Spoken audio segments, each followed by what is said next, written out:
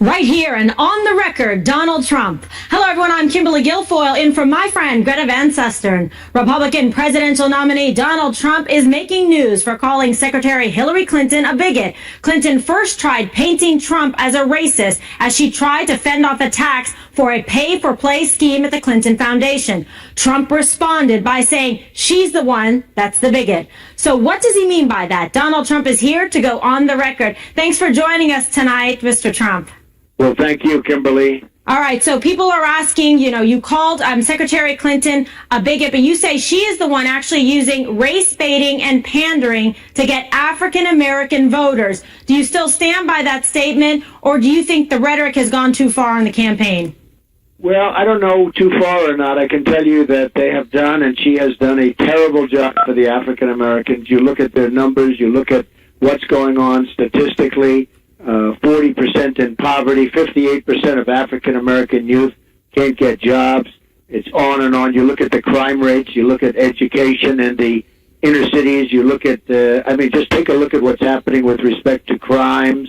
And it's a terrible job that she has done, terrible job that the Democrats have done. They've run the inner cities for years, and look what you have. They're like war zones. In many cases, war zones, and in many cases, they're worse than war zones. Yeah, that's a real problem, I can tell you, having been, a former prosecutor and working in areas like that, in gang areas and communities, that you see really just the poverty and the violence going hand in hand, just crushing opportunity for people. Now, today you tweeted that you will. Worse. Yeah, that's the problem. It's getting much worse. It's at a level that we've never seen before. It just gets worse and worse, and all she wants to do is get the votes of the African Americans and the Hispanics. Get the votes, and then she'll say, I'll see you in four more years, because they are doing such a poor job in terms of education, crime, jobs. I mean, you look at jobs. The jobs are a disaster. But it is a very, very sad thing. They want their votes, and they'll never hear from them again. All right, and you're making a direct play and outreach for that. And today I noticed a tweet that you said you're going to fix the failing poverty, crime, and educational statistics in these minority communities, which you said is largely a result of the local leadership. Some of the worst cities, like you said, have Democratic mayors. Let me ask you this. In terms of some bipartisanship, will you be able to work with those mayors to try to resolve and fix some of these issues? Well, I think it would be, and I think we would be, but I will say that it'll probably start changing around, because once they see the improvement in crime, it's so unfair to have a mother walking down a street with a young daughter or a young boy and somebody gets shot, whether it's the mother or the child. It's happening all the time. You look at what's happening in the communities. You look at the tremendous violence, and we can stop that immediately. We can, over a longer period of time, fix the education. We can fix the jobs by bringing our jobs back into this country. Hillary Clinton can never do that. She doesn't have the ability to do that. She wouldn't know where to begin, and she doesn't want to do it, because all she wants is their votes. That's what's been happening for many years. And you're saying, why not give you a shot in the Republican Party? What do they have to lose? So that seems to be resonating with people. I always say it. I say, I will do a great job. Give me a shot. I will do a great job. And you watch. I will do a fantastic job. Security, education, jobs. Nobody's going to be able to do it like I'm going to do it. All right, let's talk about another area of interest to me as a former prosecutor, is the Clinton email scandal. Could this get worse? And do you have any idea about what Julian Assange is going to release? He's been saying this is going to be an October surprise of significance that could affect her campaign. He said if the media will cover it. I have no idea, but I can imagine that it would be very bad. But if you look how bad it is right now. But it sounds like it's going to be very, very earth-shattering. We'll see what happens. I will say this. When she deleted 33,000 emails, those emails had some really bad stuff on them, because look at the ones that they found. And these are probably a lot worse. And then not only did they delete them, they used a method of deletion that you can never get them back. You saw that yesterday for the first time. So she knew what she was deleting. It's a criminal act. She knew exactly what she was deleting. And using that kind of extensive, bleaching technique, et cetera, shows a consciousness of guilt, we would argue, as a prosecutor. Yeah. It's very expensive, probably, foolproof. I don't know. I hear the NSA maybe has the emails. A lot of people say NSA would have the emails if they really wanted to get them. But obviously they don't want to get them. They're protecting her. They're coddling her. And it's the only way she can even consider running. I mean, she shouldn't be allowed to run.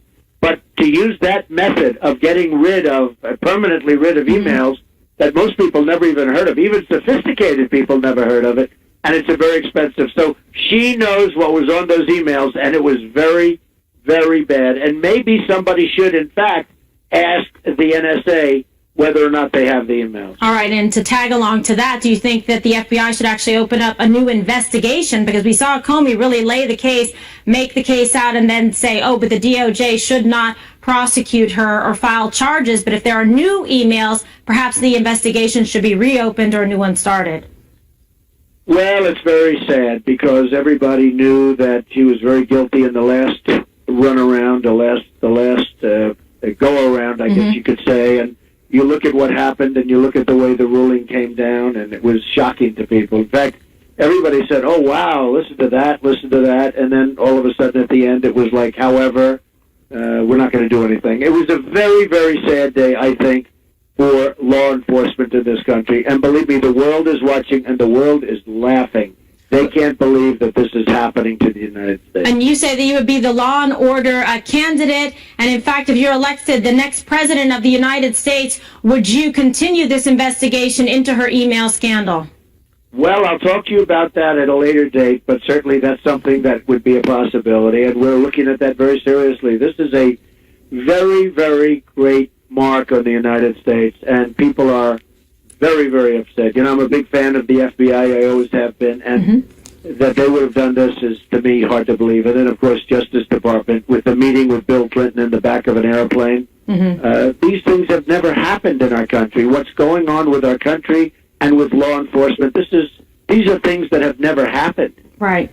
It definitely is casting some doubt on the, integrity of the justice system, and certainly we don't want that. But let me get back to immigration for a moment, because many are saying that your stance on immigration has changed. You have a lot of people opining on this, but I want to ask you directly, do you believe in amnesty, and are you softening your tone? My stance is very strong. It's going to remain very strong. There will be no amnesty. There's no legalization. We're going to build a wall. It's going to be a tremendous, powerful wall. We're going to have great technology along with the wall, and we're going to stop people from coming in. Day one, we're going to get all of the gang members and the gang leaders and the drug dealers and all of these people that have illegally crossed and they've been in our country. We're going to get them out very, very, very fast.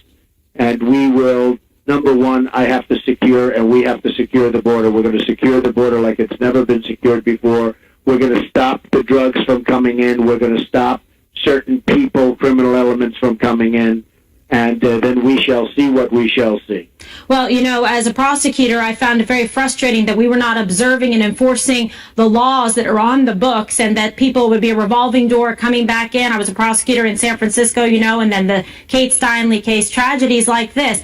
But at the same time, obviously you want to follow the laws on the books, but you have talked about mass deportation, and then also you have said that you have had families and people come forward to you. What about families that have been here 11 or 12 years that are established in the country? How do you feel about them now? Well, what we're going to do, and again, we're going to secure the border, and once the border is secured and we get rid of the criminal elements, which I'm going to start before the wall, before anything, we're going to start that day one, we will look into various situations. But again, people are here illegally, and we have to remember that. They're here illegally. We have many people, Kimberly, trying to come into our country, and they're going through a legal process, and they're waiting online to come into our country. We have to remember that we have a country that's based on laws, and the people are here illegally. So we will see what we will see. But we're going to start off by securing the border, by getting rid of a horrible criminal element that's causing tremendous havoc, drug dealers, gang members, etc., and I think people will be extremely happy. And I'll be announcing something within the next 2 weeks, a very comprehensive plan on immigration. All right, I'm sure many people will be looking forward to that. And let's talk a little bit about your campaign. You've had some recent changes. You brought someone on that I admire, Kellyanne Conway, as your campaign manager.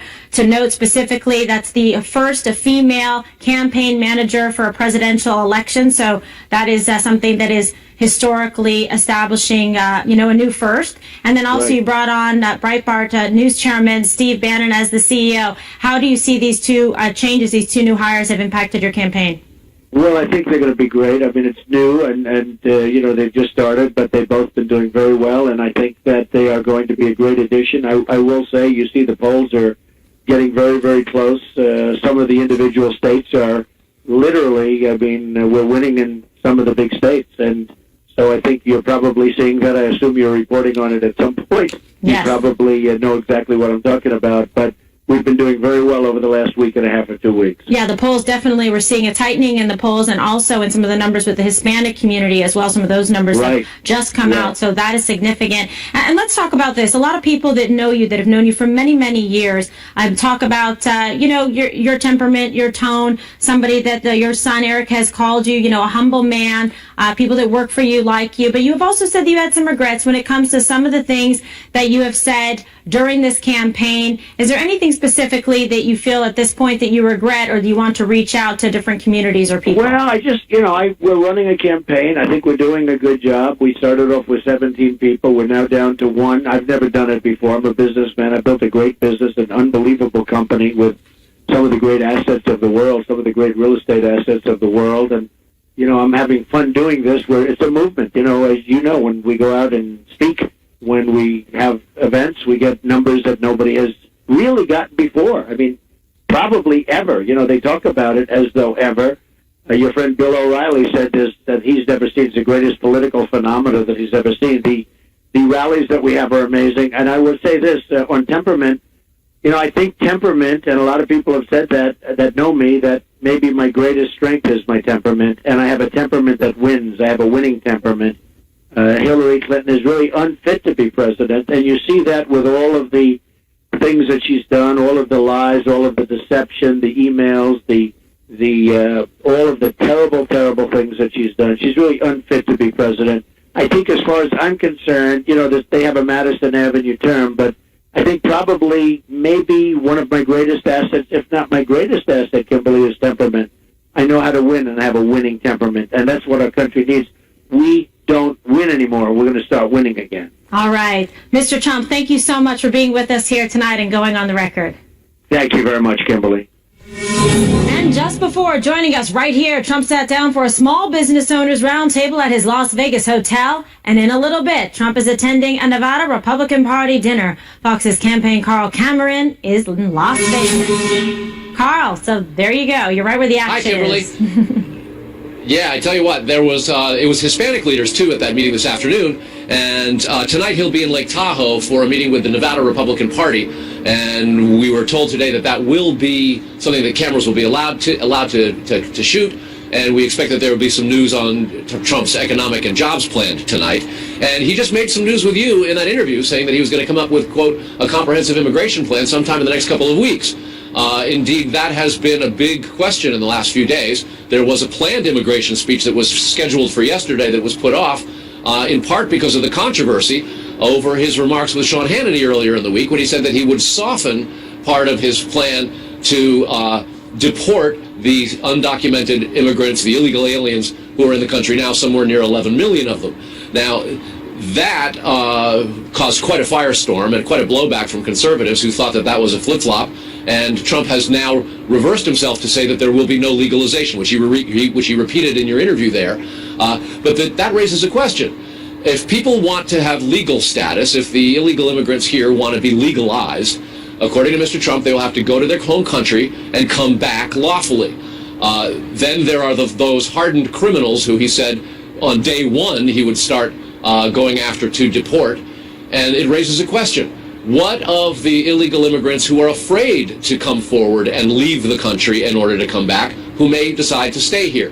And if that is where he's talking about softening the rhetoric, he's going to run into problems with folks like Ann Coulter and Sarah Palin and others who don't want to see a Republican presidential candidate, a nominee now, flip-flopping on immigration policy, having been through years and years of fights over this. In fact, the term comprehensive immigration reform was what the Marco Rubio bill was referred to as, what George W. Bush was advocating for, and way back in 2008, fully 8 years ago, what John McCain was advocating for, and it never got past the Republican House conservatives. It did get through the Senate on a couple of occasions, but it hadn't got any further than that. So in 2 weeks, if that's when Mr. Trump is going to be outlining that, it will clarify what has been perhaps the most provocative and controversial aspect of the entire debate, other than the racial bigotry that both Clinton and Trump accuse one another of. Yes, Kimberly? and you heard it right here. He said he's going to have that comprehensive immigration plan, so the specifics will be there for people to decide and then cast their votes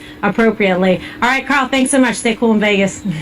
Thank you. And protesters sparring with a prominent Donald Trump supporter right outside Trump Tower. Pastor Mark Burns getting into it with a person claiming to be an undocumented immigrant. Take a look. Do you support a racist? Can I get a yes or no answer? Do you support Donald Trump is not a racist? So you support a racist? Okay. And so do you want my family? Do you want me and my family to get deported? Do you want my mother and my little sister to be separated? Just because you're loud, so do you want my mother? Just because you are talking louder than me, don't make you right. Don't make it proper. I'm not asking you a question. I am not saying a statement. I'm asking you a question. Do you want my mother and my father to be deported? What I am saying is, do you want my little sister to be separated from my mother? But do you want my mother and my father to be deported? Trump is not a racist. But do you want my mother and my father to be deported? Do you want to continue to lie and wrong characteristics of a person? Do you answer the question? All right, Pastor Burns, can I get a witness? All right, you were in Trump Tower for a roundtable with minority leaders, and you are the co-founder and CEO of Now Television Network. You joins us. Wow, this was just an unbelievable situation there. How did you feel? Because you were trying to speak, and the man was not listening. He was shouting questions. You were trying to defend someone that you support, correct? Sure, absolutely. Mr. Trump, to say that he is not a racist. Well, again, it happened so quickly. I actually brought the gentleman along because I wanted to hear his concerns, thinking that we was going to have a logical, intelligent conversation. And then obviously he begins persist to yell and not really hear. And I think some people think that the louder they talk, that makes it more convincing and right and accurate. And for me, I just had enough of him yelling and screaming at incorrect information. Donald Trump being a racist. Donald Trump being a racist. The moment he began the conversation with incorrect information, the conversation became invalid. So therefore, there was no need to continue the conversation. When you take a look at that, it's just a little bit of a snapshot of some of the struggle, the strife, and some of the vitriol that you can see back and forth on both sides for those that support Donald Trump or those that support Hillary Clinton. Right. Some of the things we've been seeing in, communities that are struggling, some of the protests coming forward from Black Lives Matter. As a black man in this country, one that supports Trump, what is the solution? How do you bring people together when they won't even listen to one another? Well, the biggest thing I think is got to start with the leadership. Again, our current president, Barack Obama, I think, as infamously known as our divider in chief. I mean, he really had an amazing opportunity to become a international voice of unification, of bringing people together, but he's chose in certain cases to be really one-sided when instead of being the unifier to bring our country together. And it's really I think that what you're seeing right now is not caused by Barack Obama. It is sure not caused by Donald Trump. It is years of frustration between the races because our country is almost built on racial tension. But it's got to first start with the leaders. We got to first get rid of the adjectives that describe us. We got to stop being African American or Hispanic American. We got to just start seeing ourselves just as Americans. And the moment we stop focusing on those colors that really divide us, then we can really begin to start focusing on the colors that unite us. That's the vision of Dr. King. Well, and so let me ask you this. So obviously you support Mr. Trump, and you mentioned here the vision of Dr. King.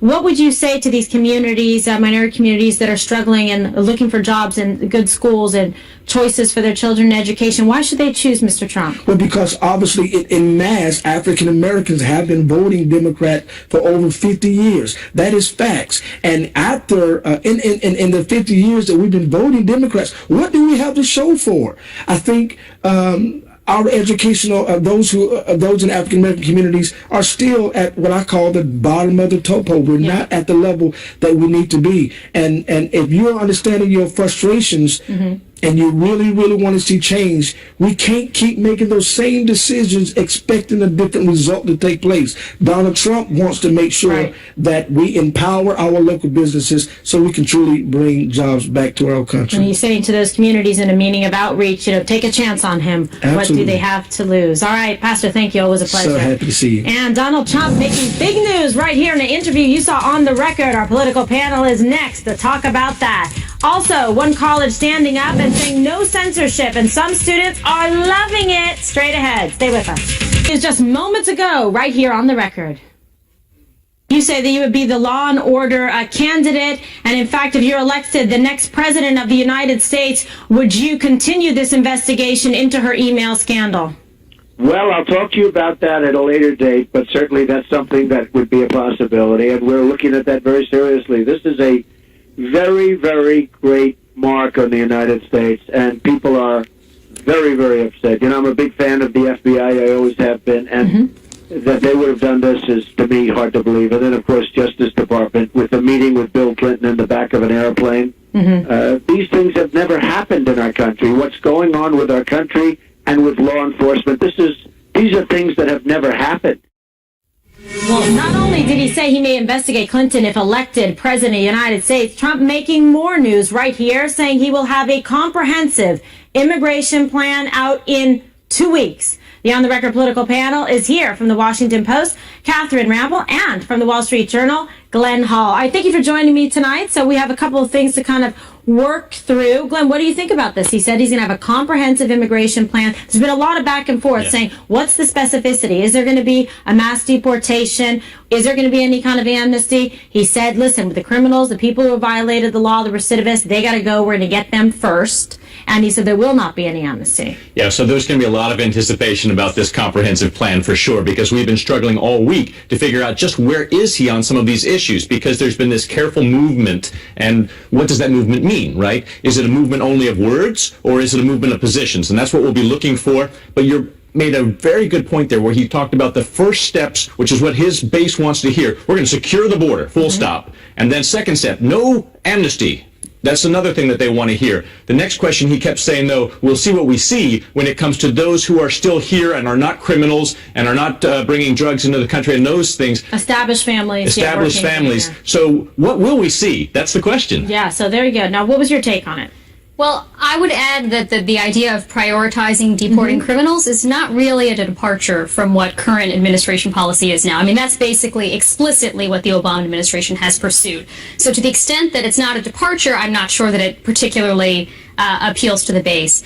I mean, I would add that as much as his hardline rhetoric appeals to the base, a lot of it potentially could alienate a lot of other voters who were sitting on the sidelines who were trying to decide who to vote for. If you look at poll data, Americans are actually not mostly in favor of mass deporting 11 million immigrants. They're in favor of a path to citizenship. Even most Republicans, like 3/4 of Republicans, say that they're in favor of a path to citizenship.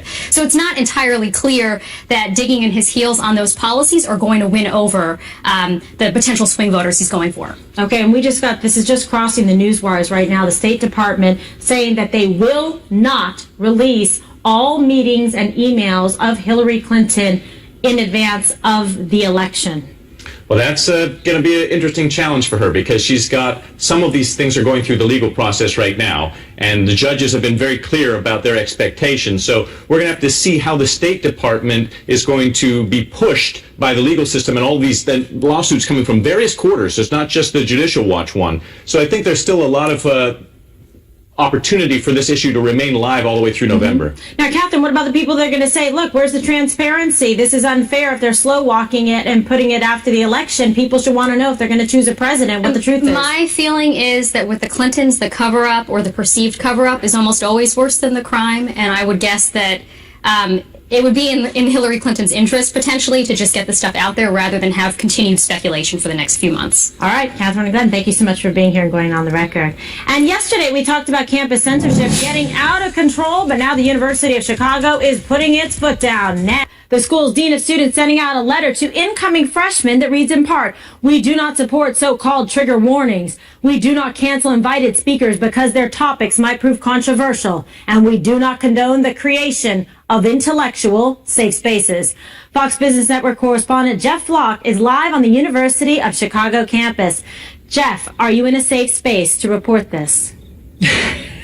Apparently I'm not. Even with a Fox Business microphone here, we're being treated pretty well at the U of C, which is one of, Kimberly, the world's most prestigious universities. That letter that you just read from, pretty blunt. I want to give you another passage of that that was sent to the class of 2020. It says, in part, members of our community are encouraged to speak, write, listen, challenge, and learn without fear of censorship. At times, this may challenge you and even cause discomfort. The university saying that while a lot of other universities around the country have sought to minimize that discomfort, that's what education is all about. You may remember earlier this year, the speaker, Ben Shapiro, conservative journalist, had problems at Cal State LA. They tried to cancel his appearance because they were afraid it would cause protests. Here in Chicago at DePaul University across town, actually there were protests at his speech. A lot of students were prohibited from being able to hear that speech. They don't want that kind of thing to happen here at the U of C. I point out, Kimberly, this is a private university. In addition to being one of the most prestigious in the world, it's one of the hardest to get into. It also has an endowment of $7.5 billion. And they apparently don't have to be subject to the political winds that some state universities and colleges have to deal with. They say here, PC is okay, non-PC is okay. Right, I like that. I like to hear this. And I had Ben Shapiro on. He went on the record last night. We were talking about this very topic. And, I didn't get any protests, by the way. When I went to Cornell and gave a speech, I was well received. And that's the third most, liberal school in the country. So, but I'm glad you're being treated Most well places do use common sense, don't they? They treat people like normal people. Most people do that. But, there are a few. Yes, open our ears and our minds, give people a chance to differ on opinions and express themselves. Jeff, thanks for that report. And Matthew Foldy, University of Chicago, president of College Republicans, goes on the record. Thanks for being with us tonight. So we just had that report talking about the school and saying, listen, come here, open your mind, be able to express yourself, and you're not going to find safe spaces. Yeah, thanks a lot for having me. I think that what's important to understand about the letter that was just sent out to all the freshmen is that, Dean Ellison brought a very important issue to the forefront of national discussion right now, and the University of Chicago comes from a long and storied tradition of staunch support for free speech going back decades, and the other components that all of the incoming class of 2020 received was a book written by the dean of the college, John Boyer, that goes into extensive detail about our history with free speech going back to the 1930s, 1960s. And I think what gave the administration a sense of urgency in dealing with this issue right now was we had several events on our campus. You had mentioned others in the report just now and other campuses, but we had several events on our campus shut down by protesters. And for a campus such as ours that values free speech as much as we do, that was shocking to a lot of students, faculty, and the administration. So I think that kind of spurred the administration into action by sending out this letter. Yeah, Matthew, I want to remind our viewers that back in May that you proposed a free speech resolution for the student government there. What inspired you to do that? Were you seeing a problem that you were encountering, so there was a need, therefore, to move forward compellingly to make sure that there was free speech and it was being respected? Definitely. We have this history of supporting free speech, and we had two events before I proposed that resolution. One that was shut down, Anita Alvarez, and the other that was shut down was Basamid. I was at the Eid event, and one of the protesters in attendance shouted at him that he was going to blow up his car. And I was sitting there in the audience, and I was astonished that this kind of concept that I read all about in terms of students shutting down events had come to our campus. And in the course of proposing this resolution, that I had attracted the support of around 50 faculty members from the complete ideological spectrum.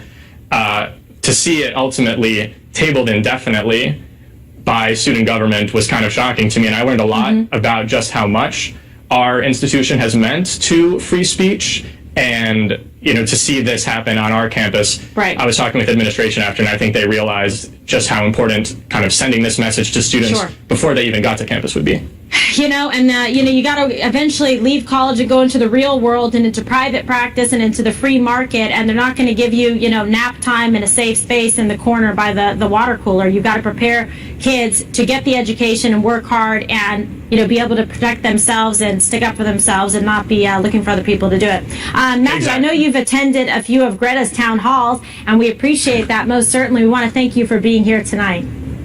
Thank you very much for having me. Okay, stay strong. And a brewing Starbucks iced coffee lawsuit, say it ain't so, melting down in federal court. A California man filed a class action lawsuit against the coffee giant, claiming Starbucks misled customers about the size of its iced drinks. Oh dear. The man said baristas were using too much ice and not enough coffee, but a federal judge tossing out the case like old grinds.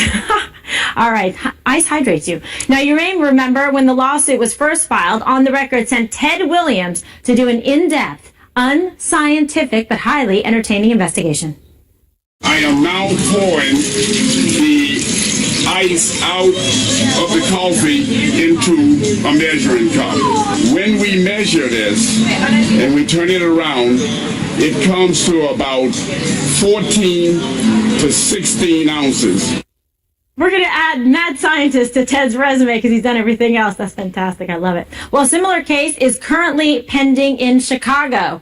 And a grisly murder mystery, and you'll never guess who was murdered. 2 Catholic nuns, my goodness. And the manhunt for the killer is on, and that's next. Plus, rescuers in Italy still holding out hope that they will find more earthquake survivors. We have murder mystery. 2 Catholic nuns murdered, stabbed to death in their Mississippi home. And right now, the killer or killers are still on the loose. Fox Mississippi reporter Courtney Ann Jackson is live in direct Mississippi. Courtney Ann.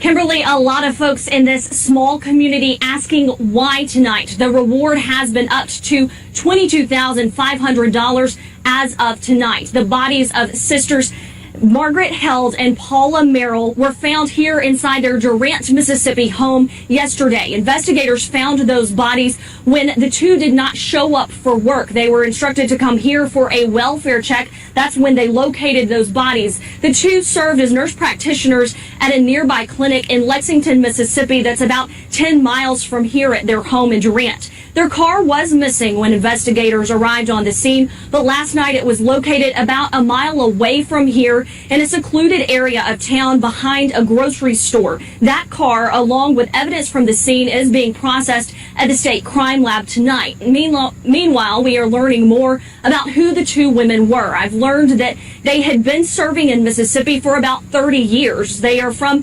Milwaukee and Boston, but they met here in Mississippi and decided that Holmes County was a good area that they should serve because this area has many people who are living below the poverty line, and they had really committed their lives to serving this community and helping make those people's lives just a little bit easier. That's the other reason that this murder has sent shockwaves around this small community, because people are really wondering why someone would want to hurt them and who that could be. And now investigators are hoping that someone will step up with information and let them know who this might have been. Crime tape still up around this home, as many people just driving by slowly as we've been here today, wondering what in the world happened here today. Back to you, Kimberly. All right, Courtney Ann, thank you, and say your prayers tonight for them. So sad. Catch the killers. And aftershock continuing to rattle central Italy, and it's making rescuers' jobs even harder. On the Record takes you to Italy next. Brock Turner, just 6 months in jail, will no longer hear criminal cases. Judge Persky voluntarily reassigning himself to civil court. Brock Turner, a former Stanford swimmer, admitted to raping a drunk classmate, but Judge Persky went easy on him. Turner will be released from jail just 1 week from today. Actress Sarah Jessica Parker cutting ties with EpiPen maker Mylan Parker and her 13-year-old son, who has a severe peanut and hazelnut allergy and previously had been part of an ad campaign. But after the company jacked up the price of the life-saving allergy device by nearly 600%, Parker said she was, quote, disappointed, saddened, and deeply concerned. Mylan CEO has blamed the price hike on Obamacare. Side note, her salary has also increased more than 600%. And Sir Richard Branson is lucky to be alive. The daredevil billionaire Virgin founder crashing his bike on the British Virgin Islands. Branson was riding at night, training for a charity race when he hit a speed bump. As he flew through the air, Branson says his life flashed before his eyes. The 66-year-old suffering a cracked cheek, torn ligaments, and severe cuts. Branson joking the worst part is that he now has to drink tea from a straw. And that's tonight's Speed Read.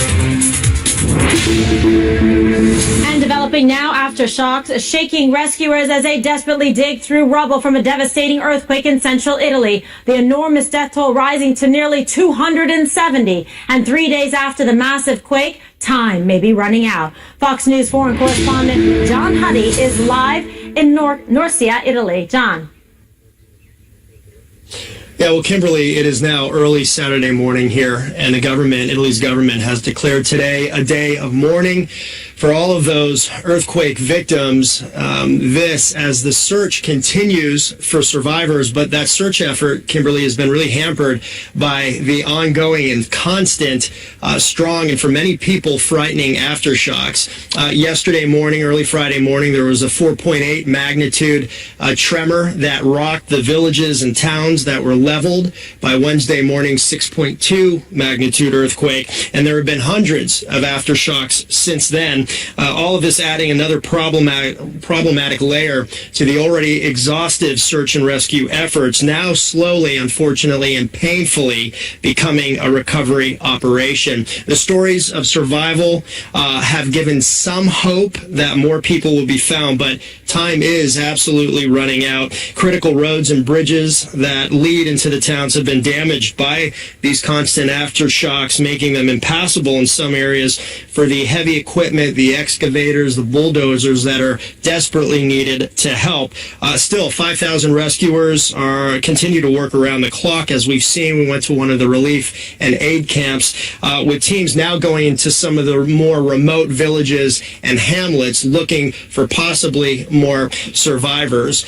This, as we're learning now, Kimberly, that the death toll has risen to close to 280 people, actually right around 280 people. And as we've seen, sadly, that number could continue to rise. Kimberly, back to you. Wow, and it just has risen. We did the initial report 270, now 280. John, thank you for that excellent report, and we are praying still.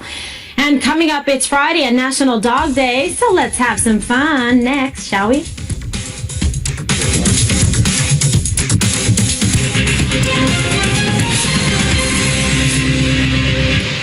And here at On the Record, we are celebrating National Dog Day, and here is the cutest look at some of the On the Record team's furry friends. We're going to share it with you. This is our producer, Justin Wells' dog Slater, a 5-year-old French bulldog. Adorable. Check out that face. And here's Samantha Del Fiore Fox's dog, 12-year-old Thunder. What a cute name, right?